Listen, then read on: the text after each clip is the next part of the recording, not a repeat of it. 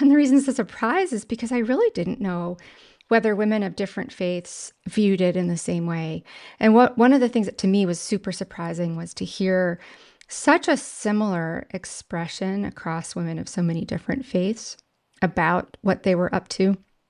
Mm. And so I've tried to like pull that together, just kind of sort of succinctly, that sense that children are a divine blessing, an expression of goodness, the goodness of God, and the purpose of your marriage.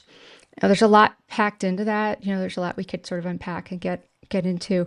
But I thought that, like in a sense, that triple formulation, that's something I learned. But what was really interesting to me was it was really shared in common. And if you just heard that right, of course, it was sort of like all of these different women of different faiths, different pastors, different religious teachers, and some who were less religious. This wasn't a story of I think, a kind of backward looking. And this was, of course, what I was most interested in. In other words, is there anything in this population that can tell us about the future or help us think about the future, right? Because I wrote this book in the backdrop of this tremendous, really population collapse.